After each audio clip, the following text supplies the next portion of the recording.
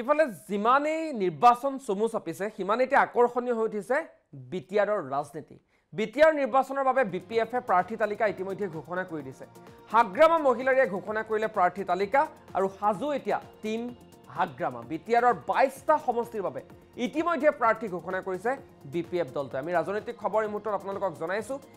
BTR নিৰ্বাচনৰ বাবে হাগ্ৰামা মহিলাৰীয়ে ইতিমধ্যে প্ৰাৰ্থী তালিকা ঘোষণা কৰিছে। হাগ্ৰামাৰ টিমত কোন কোন আছে আমি আপোনালোকক জনাব বিচাৰিছো। বিটিআৰৰ 22টাকৈ সমষ্টিৰ বাবে ইতিমধ্যে প্ৰাৰ্থী ঘোষণা কৰিছে হাগ্ৰামা মহিলাৰীৰ নেতৃত্বাধীন বিপিএফ দলটোৱে। দেৱৰগাঁও সমষ্টিত প্ৰতিদ্বন্দ্বিতা কৰিব হাগ্ৰামা মহিলাৰীয়ে নিজেই। ইতিমধ্যে 22জনীয়া তালিকাখন প্ৰকাশ কৰিছে। কচুগাঁৱত ৰবিৰাম নাৰ্জাৰী, চালাকাটিত দেৰ হাছাত বসুমতাৰীয়ে প্ৰাৰ্থিত্ব আগবঢ়াব। পানীৰাম ব্ৰহ্ম কাজলগাঁৱত, দৰঙাজুলিত ইমানুৱেল মুছাহাৰীয়ে প্ৰাৰ্থিত্ব আগবঢ়াব। ভৈৰৱকুণ্ডত বিপিএফৰ প্ৰাৰ্থী হ'ব প্ৰাক্তন মন্ত্ৰী ৰিহন দৈমাৰী। ৰিহন দৈমাৰীক লৈ আচলতে চৰ্চা চলি থকা পৰিলক্ষিত হৈছিল। অৱশেষত বিপিএফ প্ৰধান হাগ্ৰামাই চিলমোহৰ মাৰি দিছে। ভৈৰৱকুণ্ডত বিপিএফৰ প্ৰাৰ্থী হ'ব প্ৰাক্তন মন্ত্ৰীগৰাকী। মথনগুৰিত বেগম আক্তাৰা আহমেদক বিপিএফে ইতিমধ্যে টিকট দিয়াটো চূড়ান্ত। গোৰেশ্বৰত জ্যেষ্ঠ বিপিএফ নেতা মহেশ্বৰ বসুমতাৰীক প্ৰাৰ্থিত্ব প্ৰদান কৰা হৈছে।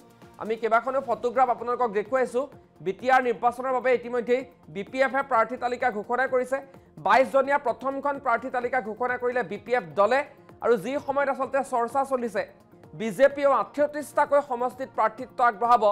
40 সমষ্টিৰ বিটিচিৰ আচলতে নিজৰ হাতত বা নিজৰ দখলত ৰাখিবলৈ অহোপুৰুষাৰ্থ কৰিছে বিজেপিয়ে। তাৰ মাজতে ইউপিপিএলেও দেখিবলৈ পোৱা গৈছে তেওঁলোকৰ যি নিৰ্বাচনী তৎপৰতা সেয়া অব্যাহত ৰাখিছে। তাৰ মাজতেই ইতিমধ্যেই বিপিএফ দলটোৱে তেওঁলোকৰ প্ৰাৰ্থিত্ব ঘোষণা কৰিছে। প্ৰাৰ্থিত্ব প্ৰত্যাশীসকলৰ নাম ঘোষণা কৰিছে। আৰু তাৰ পাছতে এতিয়া আবতৰীয়া দীপাৱলী দেখিবলৈ পোৱা গ'ল কালিৰ দিনটোত বিটিআৰৰ।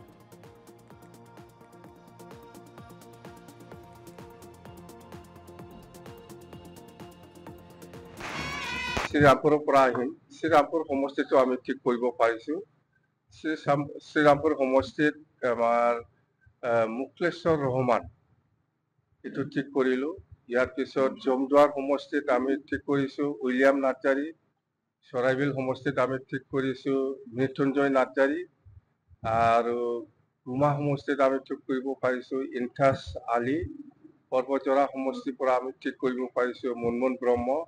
আৰু কচুগাঁও সমষ্টিৰ পৰা আমি ঠিক কৰিব পাৰিছোঁ ৰবিৰাম নাৰ্জাৰী, আমাৰ প্ৰেজেণ্ট MLA। আৰু দথমা সমষ্টিৰ পৰা আমি ঠিক কৰিব পাৰিছোঁ প্ৰকাশ বসুমতাৰী, এক্সিষ্টিং MCLA। আৰু ইয়াৰ পিছত আমি আহিছোঁ বাওকুংগ্ৰী সমষ্টিৰ পৰা আমি ঠিক কৰিব পাৰিছোঁ দনেশ্বৰ গয়াৰী। চালাকাটি সমষ্টিৰ পৰা ঠিক কৰিব পাৰিছোঁ আমাৰ টিকেন্দ্ৰনাথ বসুমতাৰী, দেৰহাছাত বসুমতাৰী।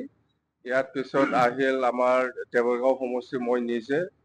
আৰু ইয়াৰ পিছত আহিল এইফালে চিৰাং ডিষ্ট্ৰিক্টত আহিল কাজলগাঁও সমষ্টিৰ পৰা পানীৰাম ব্ৰহ্ম, নিচিমা সমষ্টিৰ পৰা আমাৰ জেমছ বসুমতাৰী এক্সিষ্টিং MCLA। আৰু আমাৰ চিৰাং 13 নম্বৰ চিৰাং সমষ্টিৰ পৰা আমাৰ শুকুৰ সিং নাৰ্জাৰী, শুকুৰ সিং মুছাহাৰী।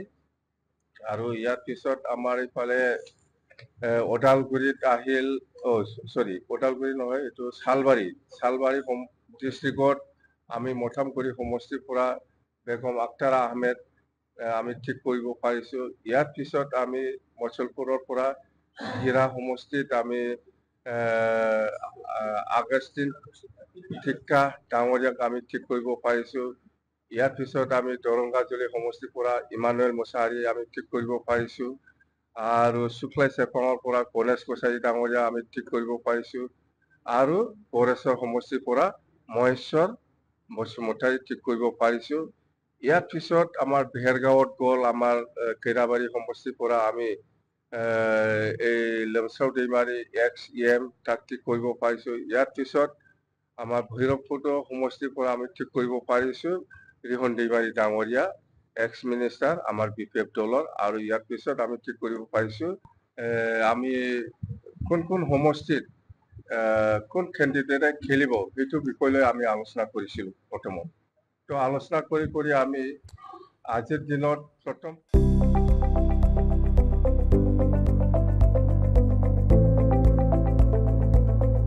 NB নিউজ, সহজ সৰল ভাষাত নৱভাৰতৰ কথা।